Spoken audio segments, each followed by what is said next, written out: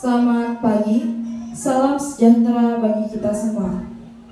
Yang saya hormati Bapak Kepala SMP Negeri 2 Kota Waringin Lama. Yang saya hormati Bapak Ibu Dewan Guru, dan yang saya sayangi siswa-siswi yang berbahagia.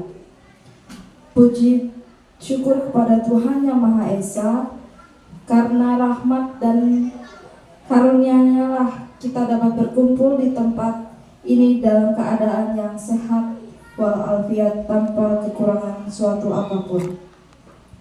Saya selaku pembawa acara akan menyampaikan susunan acara pada hari ini. Yang pertama, pembukaan. Yang kedua, menyanyikan lagu Indonesia Raya. Yang ketiga, sambutan. Yang keempat, pemaparan materi. Yang kelima, tanya jawab. Dan yang keenam, penutup. Acara yang pertama, pembukaan. Marilah kita buka acara pada hari ini dengan membaca basmalah. Bismillahirrahmanirrahim. Acara yang kedua, menyanyikan lagu Indonesia Raya. Hadirin dimohon berdiri.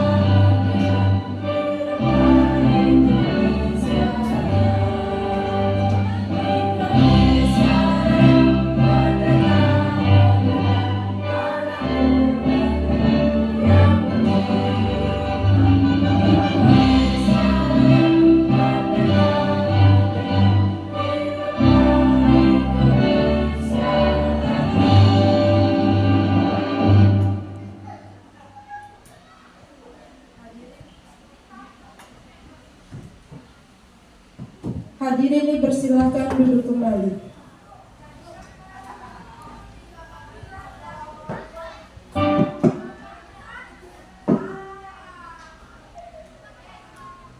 Acara yang ketiga, sambutan.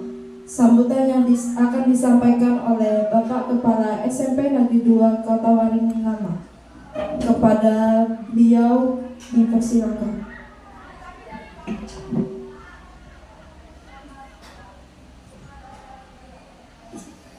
Bismillahirrahmanirrahim. Assalamualaikum warahmatullahi wabarakatuh. Waalaikumsalam. Terima kasih atas waktu yang telah diberikan. Pertama-tama marilah kita memanjatkan puji dan syukur kita kepada Allah Subhanahu wa Ta'ala, yang mana pada pagi ini kita dapat bertemu teman ini dalam keadaan sehat walafiat. Dan mudah-mudahan hari ini saya mengajak teman-teman untuk apa yang telah nanti dipaparkan diikuti baik-baik dan diaplikasikan dalam kehidupan kita sehari-hari, baik di lingkungan sekolah maupun di lingkungan masyarakat.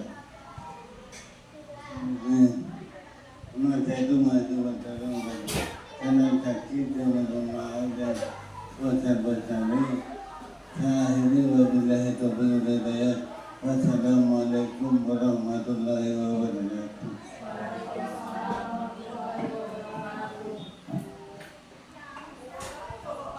Acara yang keempat, pemaparan materi yang akan disampaikan oleh Bu Ledianti Sianturi SPD. Kepada beliau dipersilakan.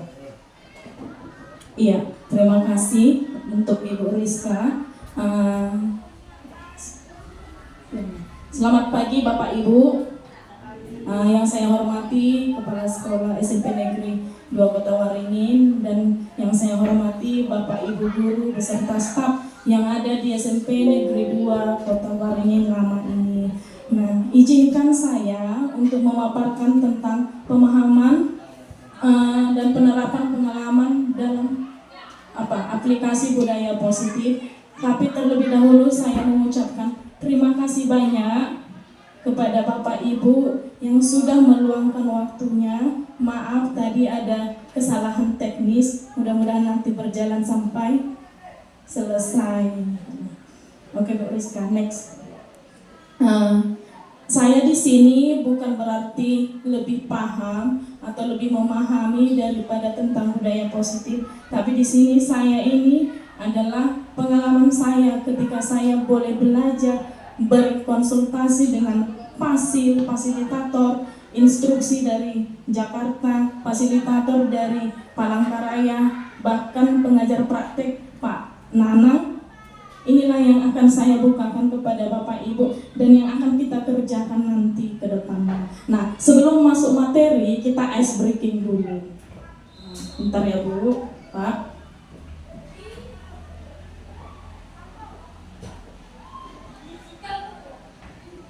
Nah, di sini kita akan tebak warna. Tebak warna dulu sebelum kita memulai materinya. Ini warna apa Bapak Ibu?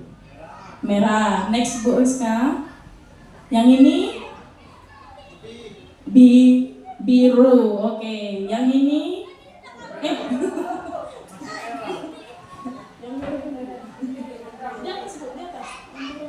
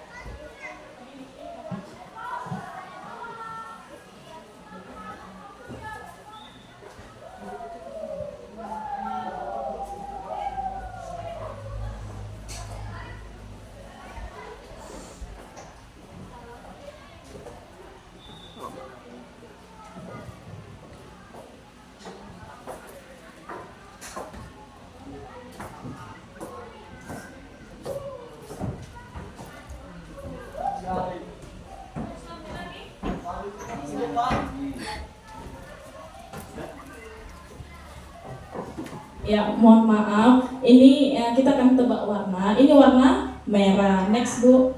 Ini biru. Ini kuning. Oke. Nah, ini sebutkan warna tulisan. Tulisannya warna tulisan. Kita tes yang pertama. Ayo, ini warna merah. Oke, next, Bu. Ini kuning. Oke. Next. Hijau. Hitam. Biru. Terus hitam. Coklat. Terus ini orange. Warna orange itu, Pak. Iya, Bu. Nggak nampak dia. Ini ungu. Ini ungu kah? Ungu. Oke. Ini biru. Yang ini lagi kuning. Terus ungu. Terus yang terakhir merah. Oke, tepuk tangan untuk kita. Oke, berarti masih bisa ya membedakan warna. Sekarang kita masuk materi. Nah, di sini saya membuat kesepakatan forum desiminasi. Yang pertama, kita menghargai teman yang sedang berbicara atau bertanya. Yang kedua, menjadi pendengar yang baik, berpakaian rapi dan sopan. Yang ketiga, izin terlebih dahulu jika ingin keluar ruangan. Yang keempat, boleh makan dan minum dengan tenang. Sepakat ya Bapak Ibu? Sepakat ya? Oke, next Bu Rizka. Nah, sekarang kita masuk materinya, budaya positif. Apa sih yang dimaksud dengan budaya? Budaya positif. Budaya positif merupakan perwujudan dari nilai-nilai atau keyakinan universal yang diterapkan di sekolah. Budaya positif dapat juga mendorong murid untuk mampu berpikir dan bertindak dan mencipta sebagai proses memerdekakan dirinya sehingga murid mampu mandiri dan bertanggung jawab. Apalagi khususnya untuk kita yang ada di sekolah yang ada di Indonesia ya, sekarang lagi kurikulum merdeka, dan ini lagi diagung-agungkan budaya positif. Bagaimana sih cara penerapannya nanti di sekolah, di kelas? Bahkan kemarin saya pernah sempat berpikir budaya positif berarti bukan hanya di sekolah, di rumah pun boleh. Itu, oke. Next. Nah, di sini ada ini yang akan saya jelaskan, ada 3+5, ada 8 topik konsep inti budaya positif. 1. Perubahan paradigma belajar. 2. Disiplin positif. 3. Nilai-nilai kebajikan. 4. Kebutuhan dasar manusia. 5. Motivasi perilaku manusia. 6. Posisi kontrol guru. 7. Keyakinan kelas. Dan yang terakhir segitiga restitusi. Mungkin Bapak Ibu sudah sering mendengarkan ini semua ketika ada diklat, ada webinar, ada workshop. Ini sudah ada semuanya gitu. Atau Bapak Ibu sudah lebih paham mungkin daripada yang ke-8 ini. Oke, kita akan telaah satu persatu. Nah, pembelajaran dengan paradigma baru. Pembelajaran dengan paradigma baru merupakan pembelajaran yang dirancang berdasarkan prinsip pembelajaran, yaitu berdiferensiasi, sehingga para peserta didik belajar sesuai kebutuhannya berdasarkan tahap perkembangan sesuai teori psikologi modern untuk mewujudkan profil pelajar Pancasila. Profil pelajar Pancasila ada 6. Yang pertama itu beriman, bertakwa kepada Tuhan Yang Maha Esa dan berakhlak mulia, berkebinekaan global, bergotong royong, kreatif, bernalar kritis, dan mandiri. Terus next, disiplin positif. Disiplin, apa sih yang dimaksud dengan disiplin positif? Disiplin positif itu adalah pembiasaan-pembiasaan hal yang baik, mencakup sikap dan perilaku maupun tutur kata seluruh warga sekolah, terutama bagi murid agar dapat berkembang menjadi pribadi yang kritis, mandiri, dan bertanggung jawab.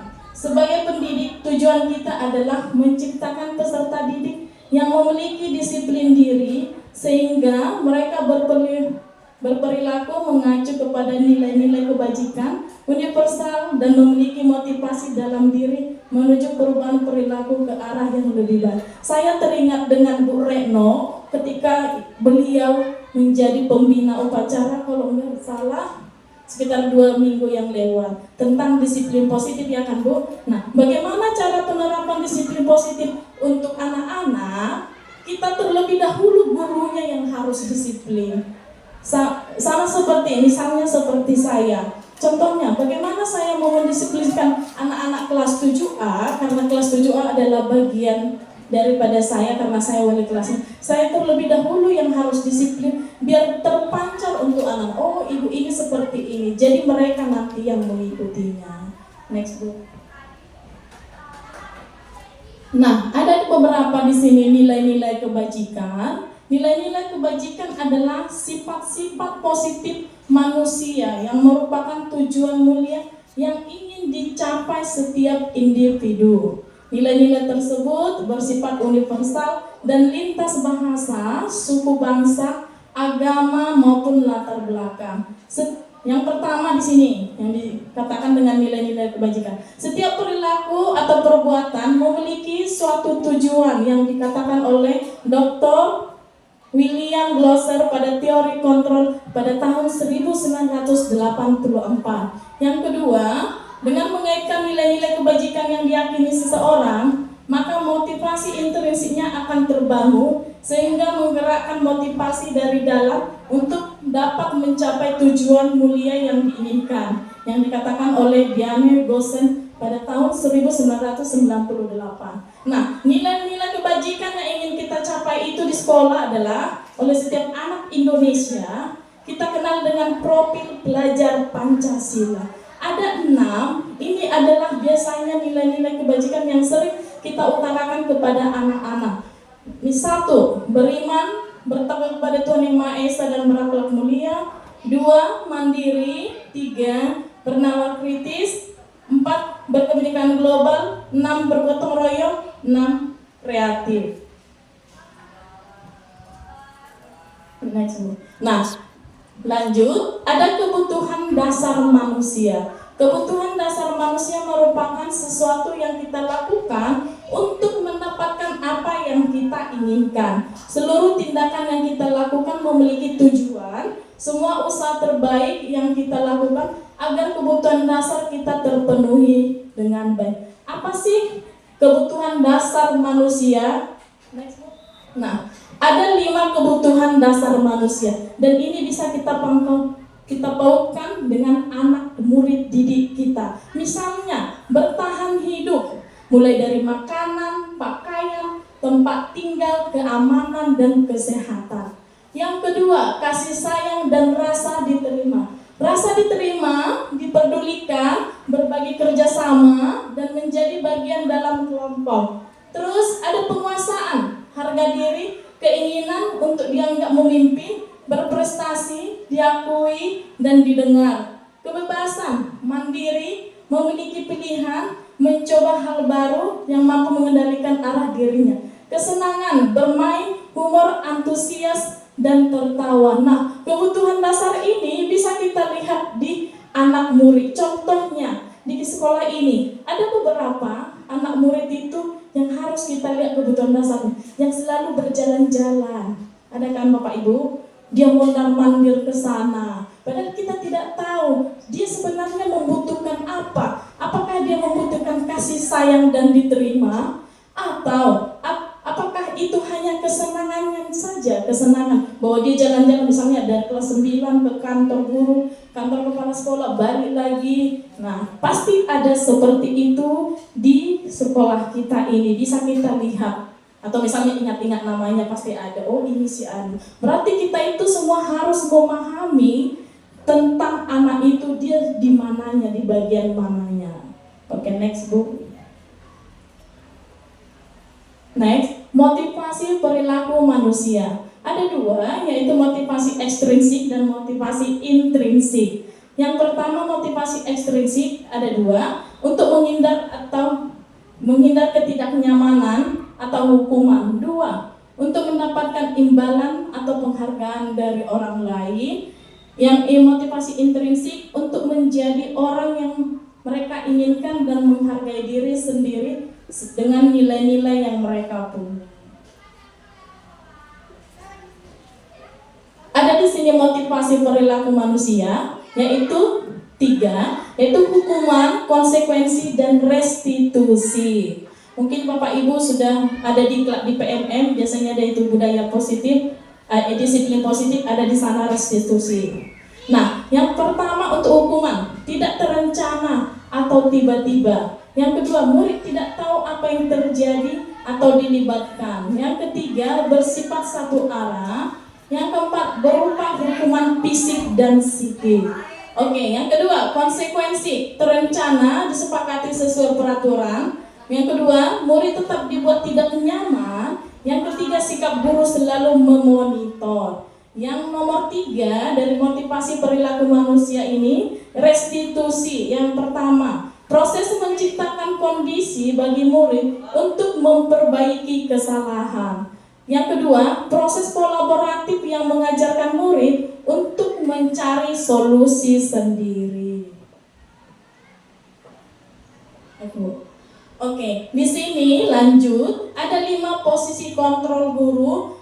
Ada sebagai penghukum, pembuat merasa bersalah, sebagai teman, sebagai pemantau, sebagai manajer. Next, Bu. Nah, di sini sebagai penghukum. Ini ada gambarnya saya buat, semoga sesuai. Nah, sebagai penghukum, seorang penghukum itu biasa menggunakan hukuman fisik atau verbal. Orang-orang yang menjalankannya posisi penghukum senantiasa mengatakan bahwa sekolah ini memerlukan sistem atau alat yang dapat menekan murid-murid lebih dalam lagi. Nah, di sini sebagai teman, guru pada posisi ini tidak akan menyakiti murid, namun akan tetap berupaya mengontrol murid melalui persuasi.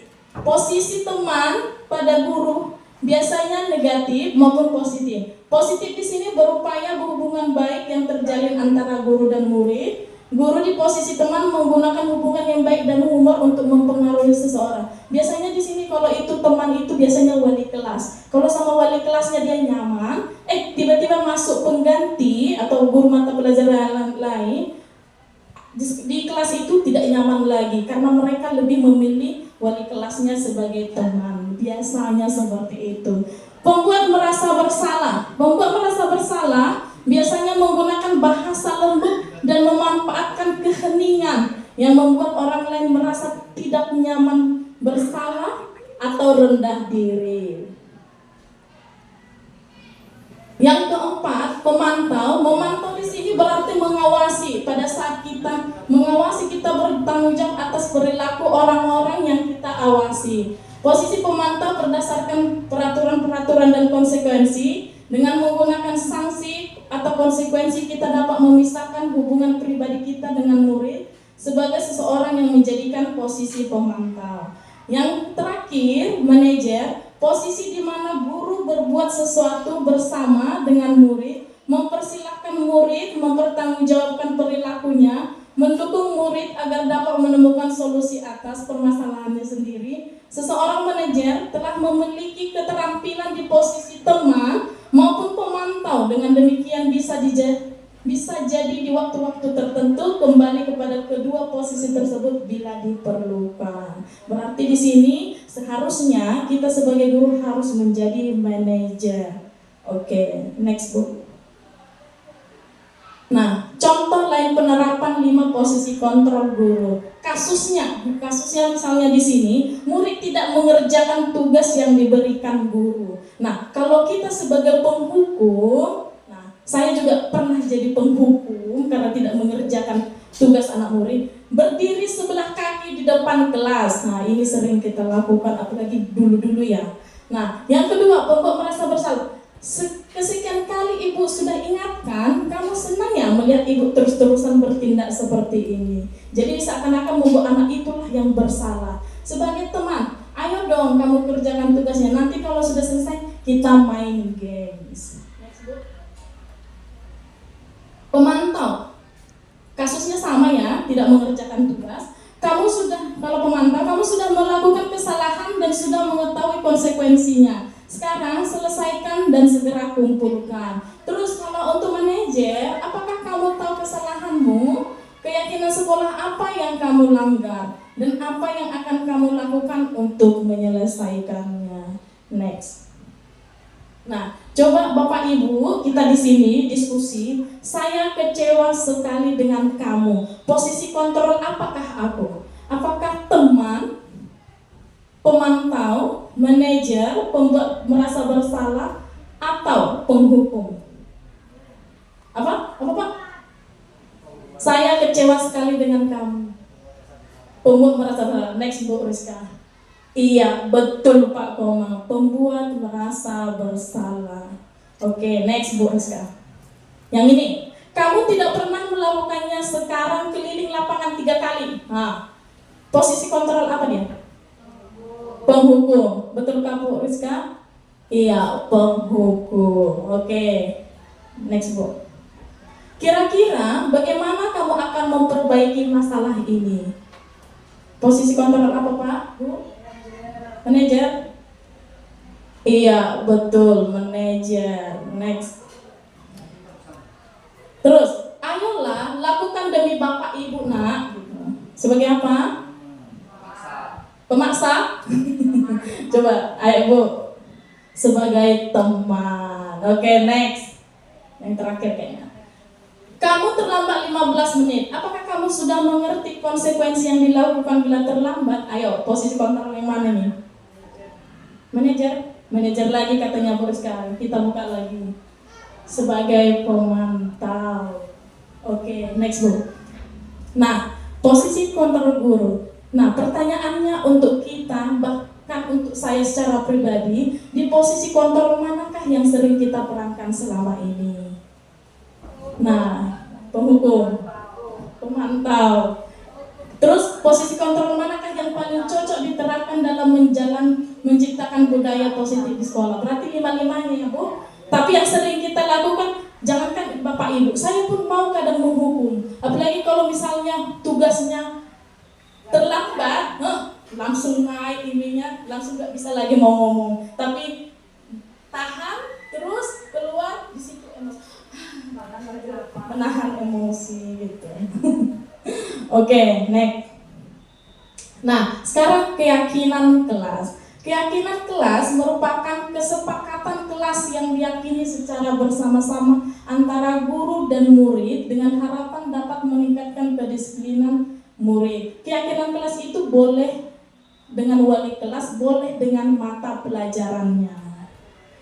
Terus, keyakinan kelas berupa pernyataan universal dibuat dalam bentuk positif dan bersifat abstrak. Keyakinan kelas hendaknya tidak terlalu banyak sehingga mudah diingat dan dipahami. Semua warga kelas ikut berkontribusi dalam pembuatan keyakinan kelas lewat kegiatan mengutarakan pendapat. Next book. Nah, di sini ini yang saya buat di kelas 7A, di kelas lain juga ada, tapi saya fokusnya di kelas 7. Pembentukan keyakinan kelas. Ini contoh penerapan keyakinan kelas. Nah, di sini waktu itu saya menjelaskan kepada mereka keyakinan apa sih yang akan kita buat di kelas kita ini. Nah, saya jelaskan terus, saya kasih dia stick note untuk anak-anak beberapa ada di sini. Nah, setelah kami diskusi ya, baru kami tempelkan yang di sana di belakang ada itu di dekat purgol. Setelah kami tempelkan, terus next book. Nah, setelah itu kami diskusikan yang mana yang baik untuk di kelas kami kerjakan, yang mana yang tidak baik tidak kami buat. Terus kami diskusi, setelah diskusi saya print yang bagusnya ini, terus saya tempelkan. Contohnya Bapak Ibu yang saya buat itu praktik baiknya itu. Yang itu keyakinan kelas yang saya buat. Oke. Nah, waktu saya mengerjakan keyakinan kelas ini, banyak sebenarnya keyakinan kelas yang menurut mereka itu yang aneh-aneh gitu. Cuman kita harus bisa memilah-milah yang mana sih yang cocok, yang mana tidak cocok. Next book.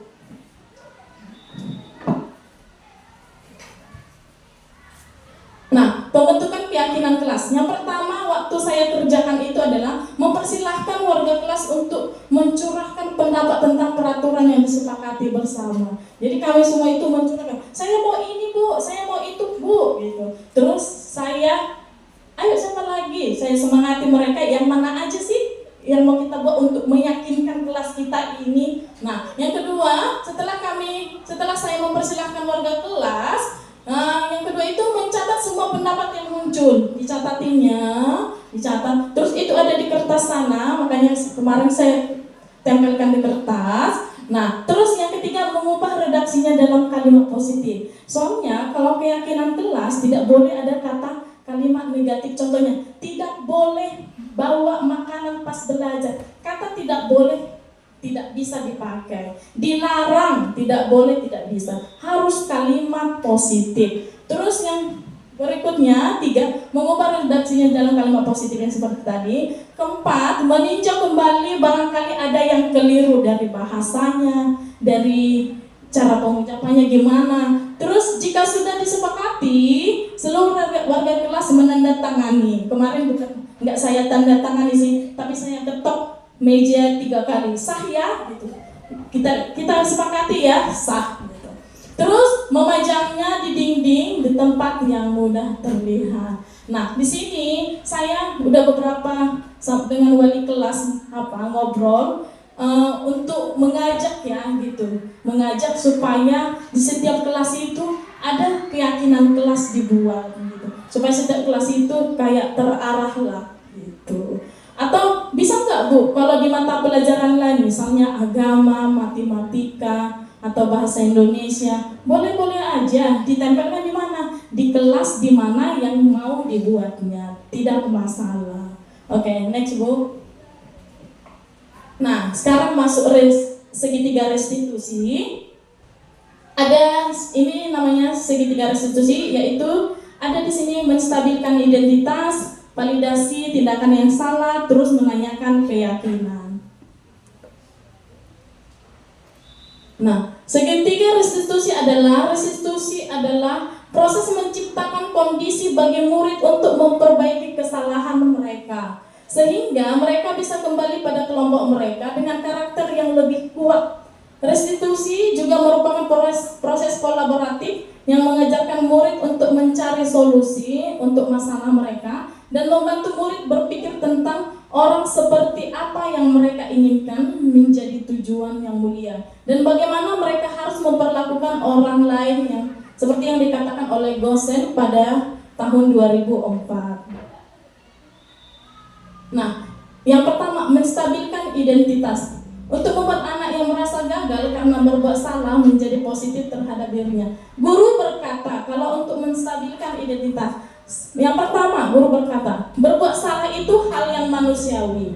Tidak ada manusia yang sempurna. Bapak Ibu juga pernah berbuat salah. Yang kedua, kita pasti bisa menyelesaikan permasalahan ini. Yang ketiga, Bapak Ibu tidak tertarik untuk mencari tahu siapa yang benar, siapa yang salah. Bapak Ibu lebih tertarik untuk menyelesaikan masalah. Yang nomor 4, kalau kamu menyalahkan dirimu sendiri terus-menerus, apakah kamu bersikap baik pada dirimu sendiri? Next, validasi tindakan yang salah. Guru berkata, kamu bisa saja melakukan hal yang lebih buruk, tapi kamu tidak melakukannya kan? Kamu pasti punya alasan mengapa melakukannya. Terus, apa yang penting bagimu? Yang nomor 4, kamu boleh tetap berusaha menjaga sikap itu, tapi tambahkan sikap yang lain yang baru. Nomor 5, maukah kamu belajar cara lain untuk mendapat yang kamu butuhkan tanpa harus memukul? Yang terakhir, apakah kamu bisa melakukan dengan lebih baik lagi untuk besok?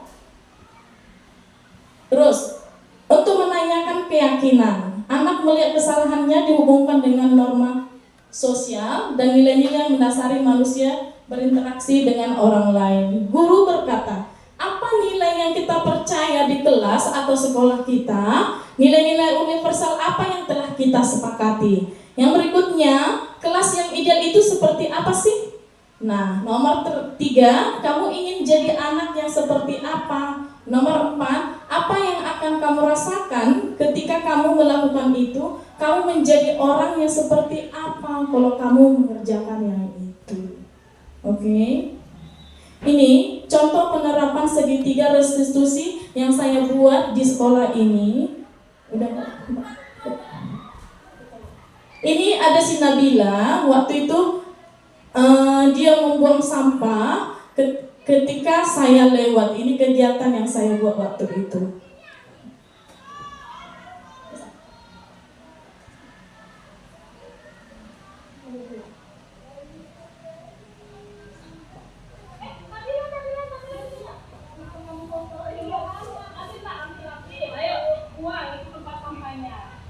Ayo sini, mau satu tahun sama ayo, silakan dulu yuk.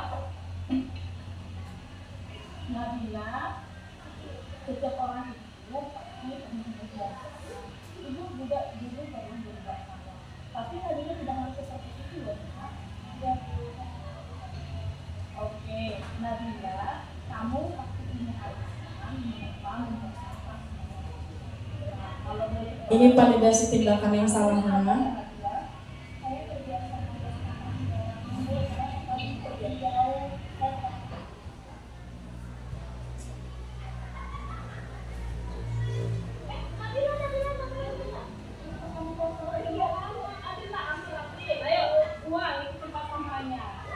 Ayo sini, mau satu tahun sama ayo, silakan dulu yuk. Nabila, setiap orang itu pasti berbeda. Ibu juga pernah berubah. Tapi Nabila tidak harus seperti itu loh. Ya. Oke, Nabila, kamu pasti punya alasan mengapa memperkasa. Nah, kalau boleh tahu, alasannya apa ya Nabila? Ambil makan ya Bapak Ibu, silahkan. Ya ampun, menurut kamu membuang sampah seperti itu benar apa tidak? Nabila masih ingat tidak? Apa? Kita sebutkan. Oke, tadi kan Nabila bilang kalau bilang membuang sampah ada tempatnya. Nah, bagaimana cara Nabila untuk mengatasi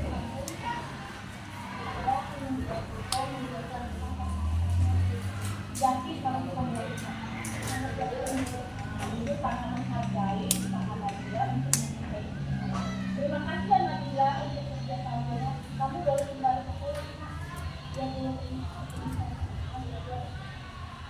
dia Nabila sama-sama. Masih. Terus ini ada testimoninya si Nabila Faridatun Hasanah. Assalamualaikum warahmatullahi wabarakatuh. Perkenalkan, nama saya Nabila Faridatun Hasanah dari kelas 9B SMP Negeri 2 Kota Waring Lama. Kesan saya ketika mulai melaksanakan praktik segitiga restitusi, yaitu saya merasa senang bagaimana Bu Ledi membantu saya memahami kesalahan dan membuat rencana untuk memperbaiki kesalahannya. Saya berkomitmen untuk menjadi murid yang lebih baik dan disiplin. Terima kasih Bu Ledi. Oke, next. Ini sebentar lagi kita bukakan. Coba ini yang kedua, ini si Panes. Oke, selesai. Oke, silakan dikerjakan ya, jangan dulu ada yang nyontek ya. Kerjakan dulu ya. Oke. Oh, nggak apa-apa.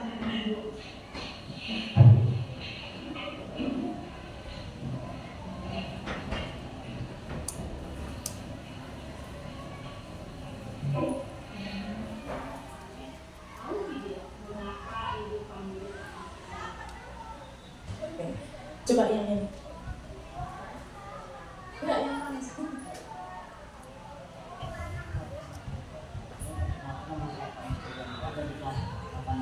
SMP Negeri 2 Kota Waringin. Dan saya ketika mulai melakukan praktek segitiga restitusi, dan itu saya merasa senang karena Bu Ledi memberikan kesadaran kepada murid untuk mengungkapkan akan melakukan kesalahan yang tidak membuat murid masyarakat dan kemudian mencari solusi dan membangun motivasi murid. Sekian dan terima kasih. Oke, nah yang ketika saya mempraktekkan itu, menurut saya pribadi itu agak susah. Agak susah, kenapa? Nah, misalnya langsung saya bayangkan, ketika saya sudah mengajar di kelas, tiba-tiba ada anak murid datang terlambat gitu. Gimana sih respon kita untuk restitusi yang sering kita lakukan, atau bahkan saya sendiri, kan karena kita langsung marah kan, Pak Bu, misalnya contohnya kita buat namanya si Ani gitu. Tok tok tok gitu, Bu maaf saya terlambat. Kamu dari mana toh Du? Gitu kan? Kamu dari mana loh nak? Ini sudah jam berapa? Kamu tidak tahu peraturan sekolah ini bla bla bla. Itu yang sering kita lakukan gitu. Nah padahal kalau di segitiga restitusi tidak boleh seperti itu. Harus bisa kita menstabilkan dia dulu. Gimana caranya? Gitu. Nah, misalnya kalau ada yang terlambat, silahkan dudukkan dulu dia, baru nanti pas istirahat panggil berdua. Jadi Bapak Ibu, saya bukan mengajari di sini, tapi ini yang lagi saya terapkan untuk saya secara pribadi. Kalau ada anak-anak bermasalah, misalnya yang saya hadapi, biasanya itu saya lihat dulu anaknya, oh ini anaknya, baru saya panggil berdua. Baru setelah itu kami sharing cerita, barulah mulai mempraktekkan ini. Jadi jangan misalnya dia sudah berbuat salah, kita langsung mempermalukan dia di depan umum, itu membuat dia nanti merasa jadi bersalah dan memberontak dan semakin berbuat yang lain lagi gitu. Dan ini sudah saya kerjakan walaupun belum 100% ya, belum 100% seperti yang dikatakan restitusi ini. Bahkan kemarin waktu kami itu ruang kolaborasi ketika kami itu calon guru penggerak itu mengatakan seperti ini, siapa sih Pak yang menciptakan ini? Pernah nggak Pak yang menciptakan ini segitiga restitusi ini datang ke sekolahnya langsung? Soalnya kadang itu teorinya memang dewa kali ya, maha dewa. Tapi waktu di praktik itu gimana? Susah gitu. Sampai segitunya kami gitu. Kadang-kadang yang teori itu tidak bisa mewakili daripada praktiknya. Terus memang itu yang harus kita lanjutkan Bapak Ibu katanya. Cuman waktu kami belajar ini kami juga sedikit lebih pusing gitu. Harus diterapkan di sekolah. Oke, next Bu. Nah, penutup.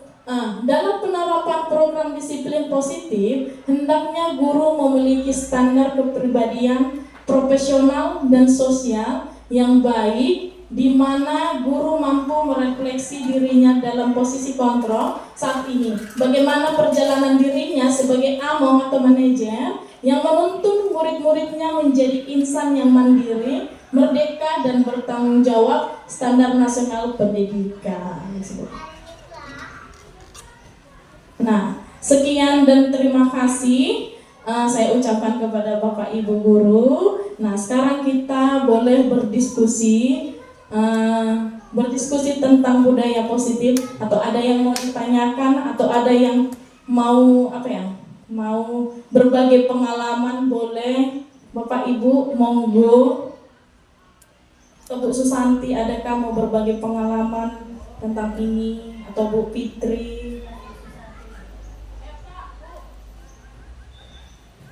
Beni, gimana cara menghadapi rahmat? Yang paling kita diskusikan. Nah, kalau misalnya untuk menghadapi rahmat ya, rahmat itu sebenarnya kita harus kembali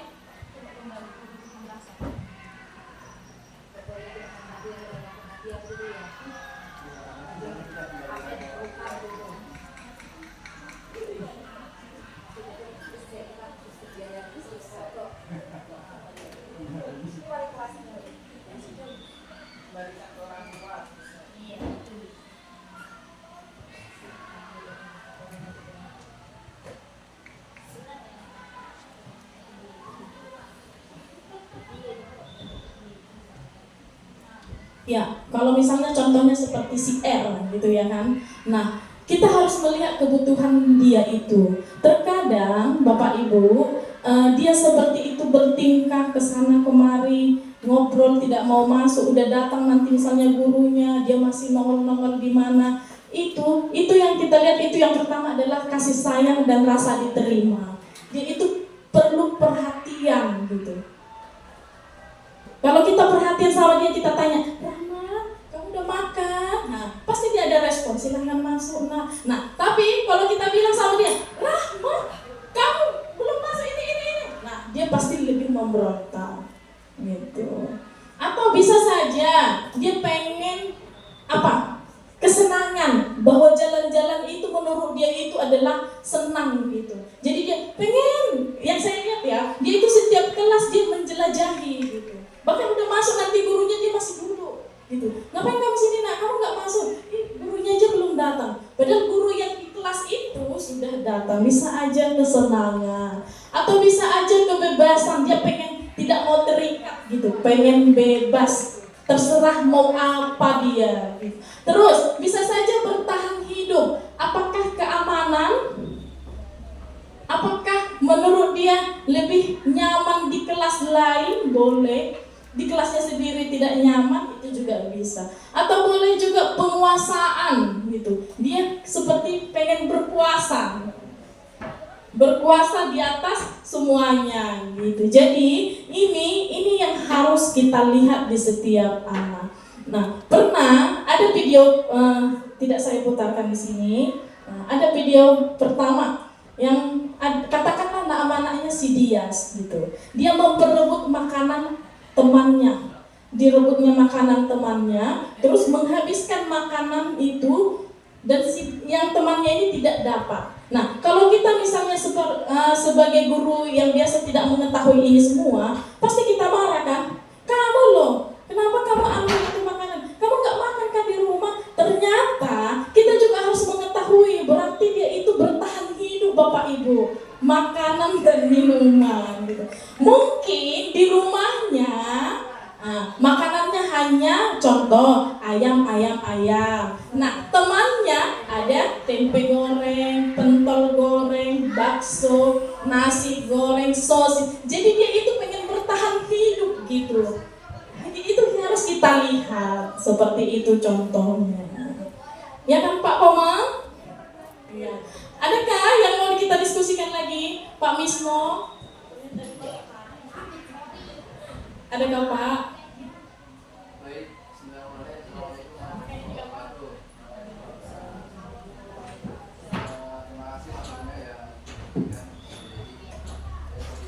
Ingin menyampaikan beberapa hal terkait budaya positif.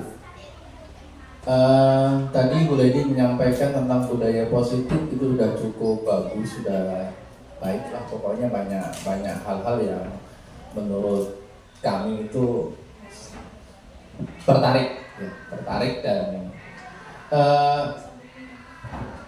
yang kami pertanyakan yang pertama adalah bagaimana untuk membiasakan budaya positif itu agar tidak terlalu berat, agar tidak terlalu berat itu gimana memunculkan di hati kita agar kita bisa melakukan budaya positif itu agar tidak berat, itu seperti apa tipsnya. Itu yang pertama. Yang kedua, Bu Lady, apabila anak tersebut itu sudah tarafnya nakalnya tingkat tinggi, apakah saya contoh, tapi kayaknya tidak perlu dibahas di sini ya, nanti di skip ya biar. Cuma ini untuk memunculkan ini aja, di skip aja, jangan sampai keluar. Anak tersebut sudah tarafnya nakal tingkat tinggi. Yang sedang kami teliti, ada beberapa siswa itu nakalnya sudah melebihi orang dewasa, udah sangat melebihi orang dewasa. Nah, apakah masih bisa budaya-budaya positif itu kita terapkan karena mereka itu sudah sudah tingkat tinggi Bu ya, jadi udah tingkat tinggi, bahkan udah nyampe ke tingkat baik itu seksual maupun ke tingkat ini yang lagi saya amati adalah sabu ya, sabu yang sudah lagi saya dengar. Nah, ini apakah anak-anak yang kategori tersebut itu masih bisa diberikan masukan-masukan budaya positif kepada anak-anak yang tersebut? Kalau bisa, apa sih trik-triknya gitu ya, trik-triknya? Mungkin itu aja Bu. Terima kasih. Assalamualaikum warahmatullahi wabarakatuh. Iya, saya mencoba menjawab sepemahaman saya Pak. Nanti dibantu sama guru-guru lain, boleh Pak Arif, Pak Beni, Bu Ida, gitu. Atau Bu Suwati gitu. Nah, atau yang lain lah. Yang pertama, bagaimana memunculkan budaya positif supaya tidak berat? Nah, yang pertama, mohon maaf sebelumnya, sebelum kita mengutarakan budaya positif ini sama anak-anak, kita terlebih dahulu guru yang harus jadi budaya positif. Tidak akan bisa Pak, pembiasaan Bapak Ibu, pembiasaan positif di sekolah kita ini, kalau kita terlebih dahulu tidak positif Pak. Dan itu saya alami sendiri gitu. Gimana caranya? Saya di sini bukan untuk menghakimi atau untuk apa ya. Gimana caranya? Contohnya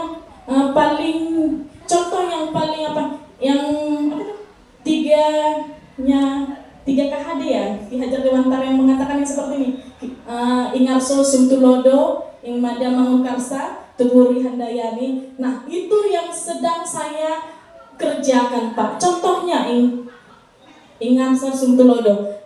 Guru itu di depan harus jadi teladan. Gimana caranya kita mau mendisiplinkan anak kalau kita sendiri nggak teladan? Contohnya Pak, misalnya on time masuk ke sekolah, on time masuk ke dalam kelas. Itu adalah budaya positif yang paling kecil. Jadi anak-anak itu melihat, oh Pak Misno cepat ya masuk ke kelas, berarti saya juga harus cepat. Nah, mereka akan melihat itu pembiasaan-pembiasaan yang kecil. Atau misalnya pembiasaan kecil yang seperti apa? Misalnya pagi-pagi kita menyalami anak-anak, menyapa mereka dengan senyuman gitu. Itu juga sudah budaya positif. Dan itu kalau dikerjakan terus-menerus akan menjadi pembiasaan.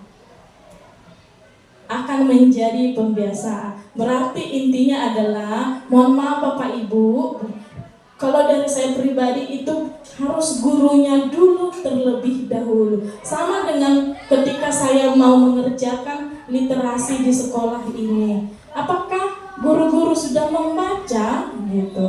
Soalnya pernah saya bukakan juga itu Pak, pembiasaan literasi waktu kami Zoom gitu. Gimana caranya supaya anak-anak membaca? Terus ada yang menjawab, ya gurunya dulu dong membaca buku, baru muridnya. Nanti kan itu kebiasaan. Nah, gimana caranya kita misalnya, nah kamu harus pakai sepatu warna hitam ya ke sekolah. Kita aja misalnya warna pink gitu. Jadi kita itu adalah contoh gitu Pak. Itu menurut saya ya gitu. Mungkin dari guru-guru yang lain berbeda gitu. Namanya kita diskusi. Yang nomor 2, nakal di tingkat tinggi melebihi dewasa, apakah masih bisa melakukan budaya positif? Bisa Pak. Contohnya Pak, pendekatan Pak. Pendekatan. Pengalaman saya dulu waktu di sana pernah itu berurusan dengan orang-orang yang suka mencuri, sawit. Nah, udah mencuri terus. Pokoknya semua serba dicuri lah gitu. Terus gimana caranya kami mendekatkan gitu? Kami kewalahan sebenarnya. Setiap ada pengaduan dari desa, ini hilang dan diarahkan ke sana. Nah, kami itu mulai pendekatan, sharing sama anaknya secara pribadi gitu. Setelah sharing, kita bercerita. Jangan langsung kita sharing langsung, kenapa kamu mencuri? Jangan langsung gitu. Kita berbagi pengalaman aja dulu gitu. Misalnya tanya kesehatannya gimana, lagi ngapain dia kalau malam, sedang apa dia kalau misalnya pulang sekolah. Itu mulai dari pendekatan kecil. Baru nanti lama-lama memang sih agak capek mengerjakan itu karena harus berurutan gitu. Tidak bisa misalnya hari Senin ini kita kerjakan mulai pendekatan dengan dia, tiba-tiba hari Rabu nggak ada lagi, harus berurutan gitu, supaya dia lekat sama kita. Oh, ibu ini perhatian sama saya, dan dia pasti mengingat-ingat itu yang kita bilangin itu, yang kebaikan-kebaikan yang kita bilang itu pasti ingat gitu. Itu sih menurut saya. Apakah itu trik-triknya sih seperti itu, mulai pendekatan dulu. Terus saya selalu ingat perkataan orang tua saya, karena orang tua saya itu adalah pedagang. Dibilang seperti ini, kalau misalnya kamu guru, pernah nggak kamu berdoa untuk muridmu gitu? Pernah nggak kamu doakan, nah murid-muridmu itu satu persatu namanya kamu sebutkan gitu? Itu adalah trik manjur Pak, menurut saya. Jadi kalau misalnya kita berdoa, tidak salah kita membawa nama anak murid kita itu. Misalnya yang kita ingat, si A, si B, kita doakan aja Pak. Mudah-mudahan dengan seringnya kita berdoa, alam semesta mendengar gitu ya kan, dia bisa berubah gitu. Kalau nggak sekarang Pak, kapan? Besok dia berubah, besoknya lagi, atau setelah tamat dari sini. Karena perubahan orang itu bukan kita yang membuat ya, tapi dianya sendiri yang membuat dia berubah. Mungkin nanti kalau dia lepas dari SMP ini, mungkin dia akan teringat, oh Pak Komang pernah menasihati saya, oh Bu Retno pernah juga menasihati saya. Mungkin itu pasti lekat untuk dia gitu. Itu sih Pak dari saya. Mana tahu ada yang mau menambahi, Bu Ida atau Bu Fitri atau Bu Swati? Ada lagi kah yang mau sudah Pak? Gitu. Ada lagi kah yang mau ditanyakan Pak Komang?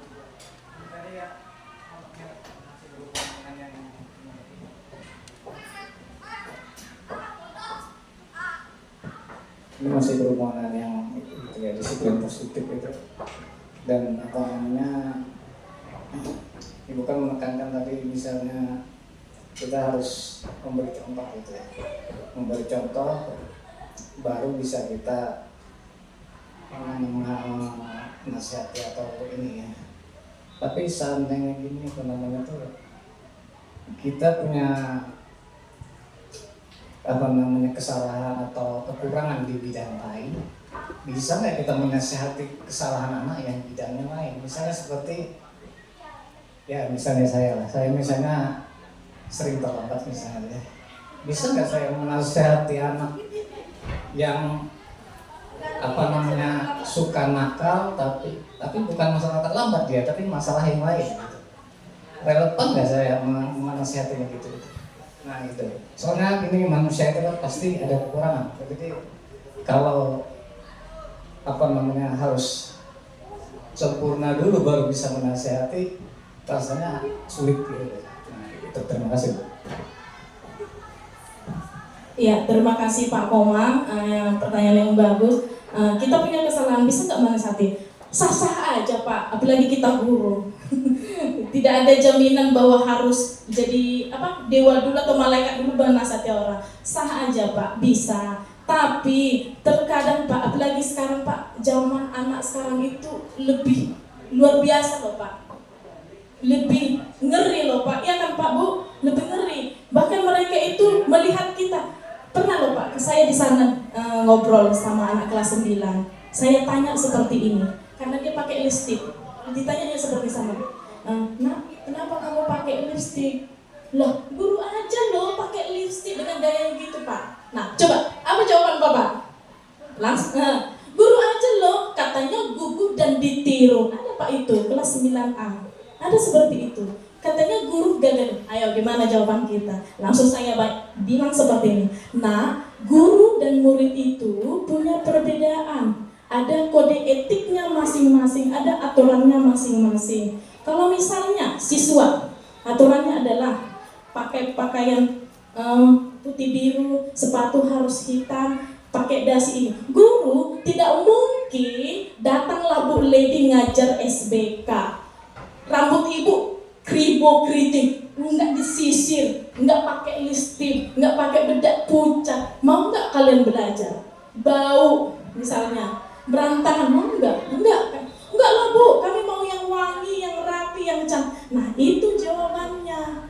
Berarti Berarti jangan kamu bilang guru aja loh. Nah sekarang posisinya kamu ini adalah murid.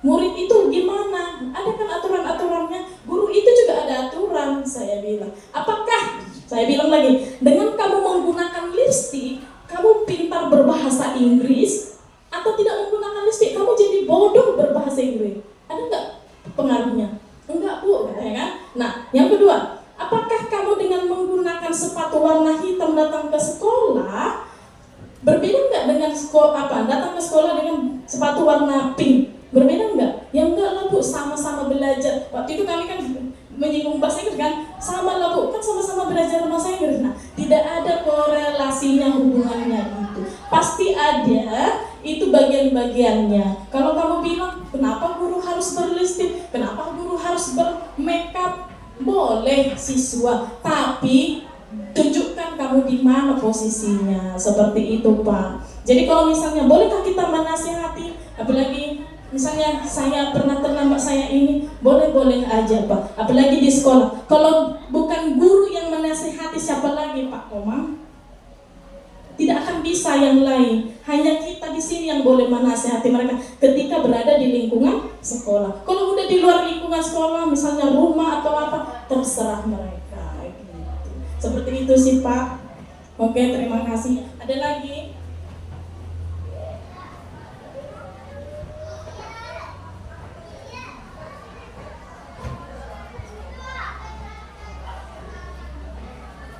Ada lagi Pak? Cukup.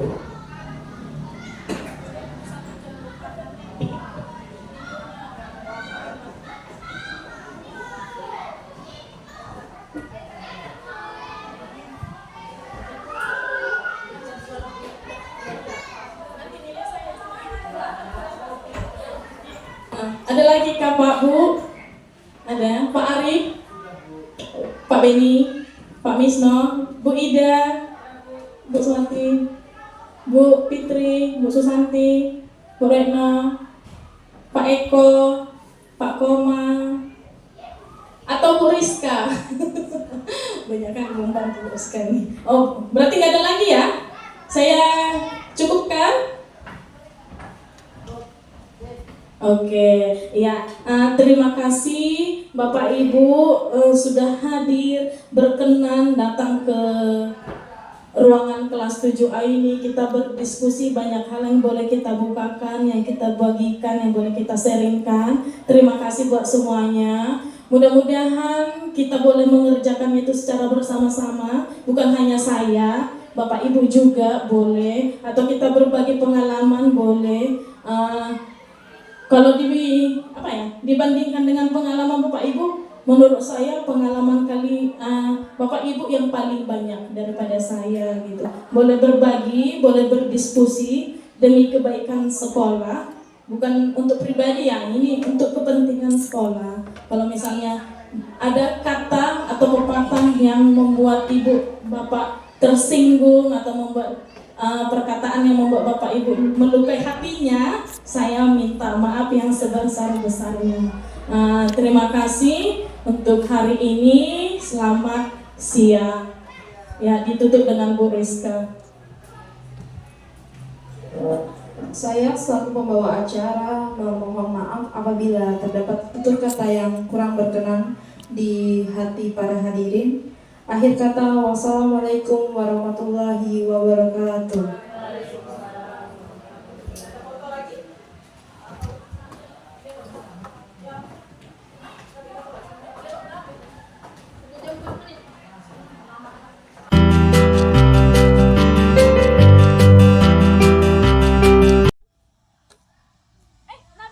Nabila sini nak. Kenapa kamu buang sampah sembarangan? Ambil. Ayo, buang itu tempat sampahnya. Ayo sini. Ibu mau cerita sesuatu sama kamu. Ayo. Silakan duduk yuk. Nabila, setiap orang itu pasti pernah berbuat salah. Ibu juga dulu pernah berbuat salah. Tapi Nabila tidak harus seperti itu loh nak. Iya Bu, saya tahu saya. Oke, Nabila, kamu pasti punya alasan mengapa membuang sampah sembarangan. Nah, kalau boleh tahu, alasannya apa ya Nabila? tempat sampahnya jauh.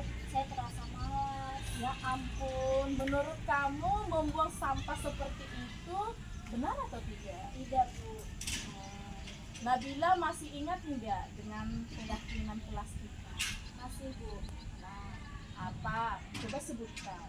Menjaga tata tertib adalah salah satu menjaga kebersihan lingkungan sekolah.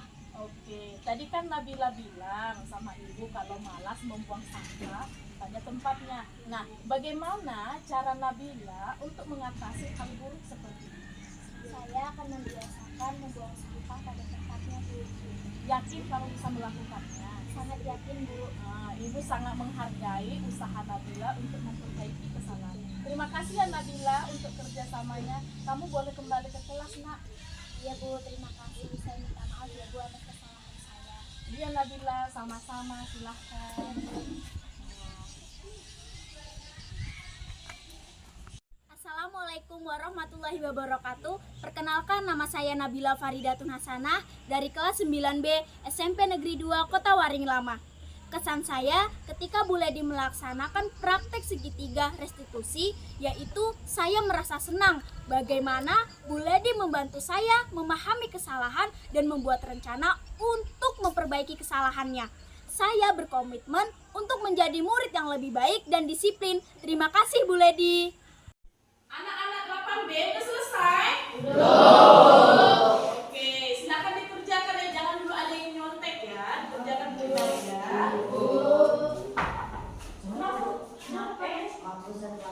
Oh, nggak apa-apa, Nak. Silakan dulu.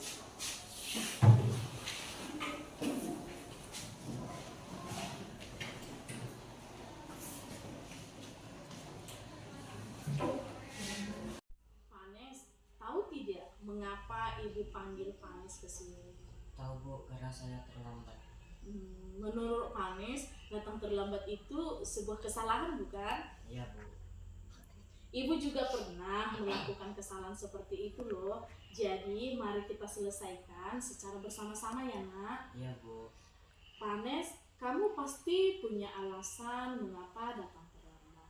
Saya keasikan main HP, Bu, hingga larut malam. Apakah ayah dan ibumu tidak marah? Tidak, Bu. Memang main HP itu asik, tapi jika main HP sampai larut malam akan merugikan kamu loh, Nak. Masih ingat enggak keyakinan kelas yang kita buat di awal semester? Masih, Bu. Ayo coba sebutkan.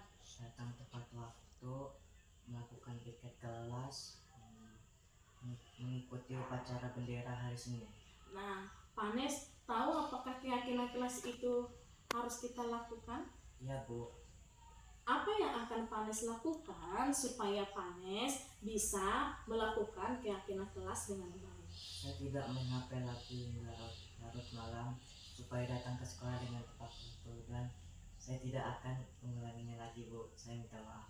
Iya Vanes, ibu juga berharap kamu tidak mengulanginya lagi ya, dan ibu memaafkan kamu. Iya, Bu. Terima kasih. Iya Vanes, sama-sama.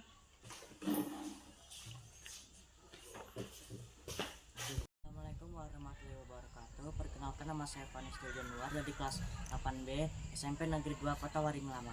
Kesan saya ketika Bu Ledi melakukan praktek segitiga restitusi, yaitu saya merasa senang karena Bu Ledi memberikan kesempatan kepada murid untuk mengungkapkan alasan melakukan kesalahan dan tidak membuat murid merasa tertekan, dan kemudian mencari solusi dan membangun motivasi murid. Sekian dan terima kasih.